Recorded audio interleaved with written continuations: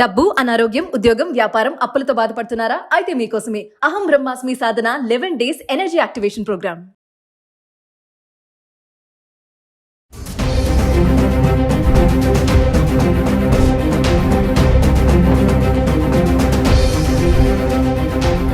నమస్తే, welcome back to Suman TV. ప్రస్తుతం మనతో పాటు ఉన్నారు TEDx speaker, legendary award winner in real estate, business analyst doctor Nandi Rameshwar Rao గారు. సార్తో మాట్లాడదాం. నమస్తే సార్. నమస్తే అమ్మా. సార్, బంగారం ధరలు చూసుకుంటే గత వారం రోజులుగా కొంచెం స్వల్పంగా పెరుగుతున్నాయని చెప్పుకోవాలి. అంటే యుఎస్ డాలర్, ఈ రుణాలకి సంబంధించిన క్రైసిస్ వల్లే ఈ గోల్డ్ రేట్లు పెరుగుతున్నాయంటే ఏమంటారు సార్? ఖచ్చితంగా వాస్తవం. ఎందుకంటే డాలరు ఒకప్పుడు ఎప్పుడు కూడా స్ట్రెంగ్థనింగ్ అయ్యేది. ఈ మధ్యకాలం కొద్ది వీక్ అవుతుంది. ఎస్పెషల్లీ డొనాల్డ్ ట్రంప్ వచ్చేసిన తర్వాత మార్కెట్లో హైలీ వాలటైల్ సిచ్యువేషన్ పెరిగింది. అంటే ఎప్పుడు పెరుగుతుంది, ఎప్పుడు తగ్గుతుంది. దీనికి అనేకమైన కారణాలు అంతకుముందు కూడా మాట్లాడుకున్నాం.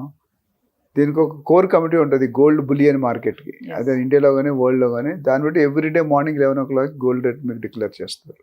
ఇవాళ ఉన్నది రేపు ఉంటుంది, పెరిగింది. అది same thing with stock market. ఇక్కడ ఏమవుతుందంటే ఇరాన్ ఇజ్రాయెల్ యుద్ధంలో చాలా వరకు తేడాలు వస్తున్నాయి. రెండో పాయింట్ యుఎస్ ఎకానమీ కండిషన్. మూడోది ట్రంప్ తాలూకా నిర్ణయాలు. నాలుగోది ఇప్పుడు మన వీసాలు అన్నీ చూసి ఎంప్లాయ్మెంట్ పరిస్థితి. ఐదోది ట్యాక్స్లు, అదే పన్నులు ఎక్కువ చేయడం. ఇవన్నీ కూడా రకరకాల రీజన్లో రకరకాలుగా ఎఫెక్ట్ అనేది నెగిటివ్ సైడ్ కనిపిస్తుంది. ఎందుకంటే ఇప్పుడు మనం చూసుకుంటే పాకిస్తాన్లో యుద్ధం అయిన పాకిస్తాన్ ఇండియా కానీ ఇప్పుడు ట్రంప్ చెప్పిన మాట ఎవరు వినలేదు. చెప్పిన తర్వాత కూడా వాడు బాంబు వేశాడు మన మీద. సో అప్పుడు మోడీ గారు ఏమన్నారు, ట్రంప్ నువ్వేం మధ్య మీడియేషన్ చేయక్కర్లేదని చెప్పాడు. సో అమెరికా ఒకప్పుడుకి ఇప్పటికి చాలా తేడా ఉంది. అమెరికన్ ప్రెసిడెంట్లో కానీ, స్టైల్స్లో కానీ, రెస్పాన్స్లో కానీ కొద్ది దూకుడు అనేది కనిపిస్తుంది. అండ్ ఎప్పుడు ఎలాంటి డిసిషన్ వస్తుందో ఎవరు తెలియట్లేదు. డాలర్ ఎప్పుడు పడిపోద్ది. అంతకుముందు రికార్డ్ చూసుకుంటే డాలర్ ఎప్పుడు ఇలా పెరుగుతూనే ఉండేది. మన రూపీ వీక్ అవుతుండేది, పెరుగుతుంది. ఒకప్పుడు మేము చిన్నప్పుడు ఉన్నప్పుడు 10 రూపాయలు 15 రూపాయలు ఉండేది. ఇప్పుడు 88 రూపాయలు 87 రూపాయలు అవుతుంది. సో అంటే ఎంత మార్పు వచ్చింది? 5-6 times పెరిగిపోయింది. సో ఇది పెరుగుతూనే ఉంది. బట్ ఈ మధ్యకాలంలో మేబీ లాస్ట్ 10-15-20 daysలో డాలర్ వీక్నింగ్ అవుతుంది. డాలర్ వీక్నింగ్ అవుతుంది, రూపీ స్ట్రెంగ్త్ అవుతున్నట్టు అర్థం. అది పెరిగితే తగ్గుతుంది, తగ్గితే అది పెరుగుతుంది. సో ఈ 5-6 రీజన్స్ ఉన్నాయి గోల్డ్ రేట్ పెరగడానికి, తగ్గడానికి. ఇప్పుడు ఇండియన్ బులియన్ జ్యువెలర్స్ ఉన్నారు కదా, వాళ్ళు కూడా కామెంట్ చేస్తున్నారు ఏంటంటే ఈ పరిస్థితి మంచిది కాదు. ఈ ట్యాక్స్ విధానం అనేది చాలా రిలేషన్షిప్ దెబ్బతిన్నది. ఇప్పుడు మనకి కానీ, చైనాకి కానీ, మెక్సికో కానీ, జపాన్, అందరూ ఏం చేస్తుందంటే they want to protect their country. They don't want others to come and earn money from there. US students అనుకుంటే చదువుకొని మన వాళ్ళు డబ్బులు సంపాదించుకు దాని చదవండి వెళ్ళిపోండి అంటారు. మీరు చదవడానికి 50 లక్షల కోటి రూపాయలు కట్టండి అమెరికాకి, చదువుకొని సర్టిఫికేట్ తీసుకొని వెళ్ళిపోండి అంటారు. బట్ అది వాస్తవం కాదు కదా. మన వాళ్ళు వెళ్ళిందే 50 లక్షలు పెడితే 55 కోట్లు సంపాదించడానికి వెళ్తారు. అక్కడ సిచ్యువేషన్ వేరు ఉంది. ఇవన్నీ కూడా పొలిటికల్ సిచ్యువేషన్కి, పొలిటికల్ ఇన్స్టెబిలిటీకి ఈయన తీసుకుని immigration, XYZ decision, especially taxation is going to play very major role. ఎందుకంటే టాక్సేషన్ అనేది పెద్ద సబ్జెక్ట్ అండి. టాక్సేషన్ 100% వేసాడంటే మనం 100 రూపాయలు ఎదుర్కొనేది 200 అయిపోద్ది. ఎవరు వేస్తారు? ఇంక్రీజ్ అనేది 5-10% okay. They wantedly corner this some countries which are threat. China is a threat to America. India is a big threat. మన యుద్ధం అయినప్పుడు ఏమైంది? సమాధానం పాకిస్తాన్ చెప్పలేదు ఇండియా. ఎవరికి చెప్పింది? మరి ఎంటైర్ వరల్డ్కి చెప్పింది, rest of the world. Pakistan డైరెక్ట్గా చెప్పినా మిగతా వాళ్ళకి ఇండైరెక్ట్ చెప్పింది. హమ్ కిసీసే కమ్ నహి, మనం దేనికి తీసుకోం, మాతో పెట్టుకుంటే మీరు తాట వలుస్తామని చెప్పాడు మోడీ గారు. చెప్పిన డైలాగ్ అయితే కాదు. అందుకని పాకిస్తాన్ కాలబేరం వచ్చింది. లేకపోతే ఎప్పుడు రావాలి?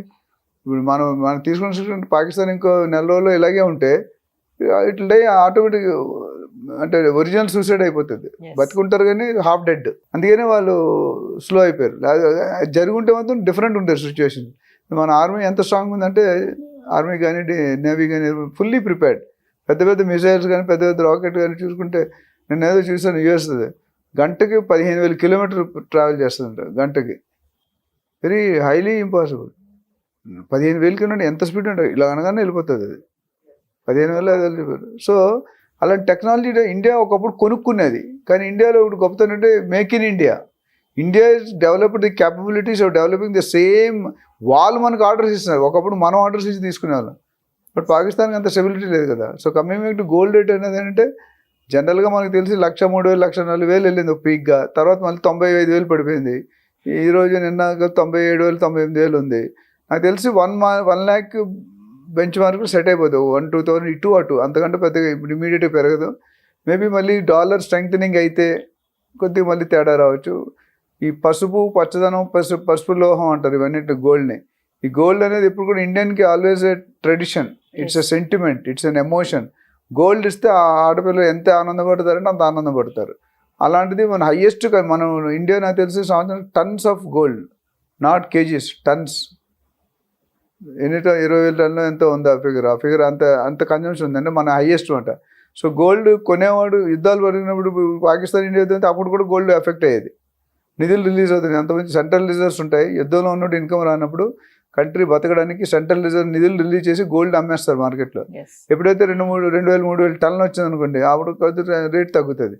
మళ్ళీ అయిపోగానే మళ్ళీ it's demand versus supply gap. So gold అనేది మనం ఊహించాం. బట్ యాజ్ ఇట్ ఈజ్ చూసుకుంటే లాస్ట్ 3-4 monthsలో 25,000-30,000 దాకా పెరిగింది మనకి చూసుకుంటే గోల్డ్. అండ్ అది స్థిరత్వంగా ఇప్పుడు 95,000 to 1 lakh స్టేబుల్ అయిపోయింది. సో ఫ్యూచర్లో పెరుగుతుందా లేదంటే ఇట్స్ వెరీ డిఫికల్ట్. బట్ డెఫినెట్గా నాకు తెలిసి 1 lakh బెంచ్ మార్క్ అయితే రీచ్ అయిపోతుంది. అంటే అమెరికా ఫినాన్షియల్ క్రైసిస్ వల్లే ఇప్పుడు బంగారం ధరలు పెరుగుదల కనిపిస్తుందని అనుకోవచ్చు అంటారు. 100%. ఎందుకంటే అమెరికా కండిషన్ ఇప్పుడు America is big brother to every country. ఇంతకుముందు చెప్పాను, అమెరికా ఏది చెప్తే అది ఫైనల్. అమెరికాలో తుమ్మినా దగ్గినా ఇక్కడ తుమ్మినట్టు తగ్గినట్టే. అమెరికా బ్యాక్ వెళ్తుందంటే వరల్డ్ బ్యాక్ వెళ్తున్నాడు. అదే ఒక పర్టికులర్ మెక్సికో బ్యాక్ వెళ్తే వరల్డ్ బ్యాక్ వెళ్తుంది. అమెరికా బ్యాక్ వెళ్తే మాత్రం America is always prime person, leader. జంగల్లో సింహం అట్లా ప్రపంచంలో అమెరికా అట్లా ఉంటుంది.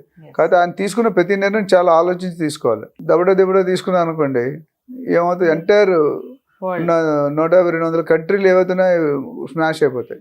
ఒకసారి 2008లో recession entire US market collapse అయింది. ఇప్పుడు మీరు చిన్నపిల్ల అయి ఉంటారు నాకు తెలిసి. 2008లో చాలా పెద్ద రెసిషన్ వచ్చింది. రియల్ ఎస్టేట్ అన్ని మార్కెట్లు పడిపోయాయి, టోటల్లీ స్టార్వింగ్. మళ్ళీ ఆ తర్వాత మళ్ళీ ఇప్పుడు వస్తుంది అంటున్నారు, ఇంకొక 2-3 సంవత్సరాలు తెలియదు. అటు ఇటు అది సరైన నిర్ణయాలు తీసుకొని సంబంధాలు బాగా పెట్టుకుంటారు రాష్ట్రం టు రాష్ట్రం, కంట్రీ టు కంట్రీ బాగుంటుంది. But we don't know what the government people will take. ఆ డెసిషన్ ఏం తీసుకుంటారు, ఎలా తీసుకుంటారు, ఎప్పుడు తీసుకుంటారు. So we have to wait and watch. అంటే మనం రిస్క్ ఫ్యాక్టర్ అయితే ఉంది మనకి. కొనుక్కునేవాడు కొనుక్కుంటాడు, అమ్ముకుంటాడు, ఏమి చేయనట్టు ఏమి చేయటం. 3 రకాలు, కొనుక్కునేవాడు, అమ్ముకునేవాడు, స్టేబుల్గా ఉన్నాడు, కొనడు, అమ్మడు. సో అక్కడ ఉన్న మార్కెట్ షేర్ మార్కెట్లాగా అయిపోయింది. గోల్డ్ అంతకుముందు ఆర్నమెంట్ కింద వాడుకునేవారు, ఇప్పుడు గోల్డ్ని ఇన్వెస్ట్మెంట్ రూపంలో చేస్తున్నారు. So that's a basic change. Silver కూడా మనం వాడడం పెరిగింది, సిల్వర్ కన్జంప్షన్ పెరిగింది. అంతకుముందు కొన్నట్లుగా వాడుకుంటే దేవుడి పళ్ళకి గ్లాసులకి వాడు, ఇప్పుడు అలా కాదు కదా. ఇట్స్ డ్యూ టు ఇండస్ట్రీకి ఎప్పుడైతే వాడతారో దాని కన్జంప్షన్ పెడితే రేటు పెరుగుతుంది. Thank you sir. Thank you.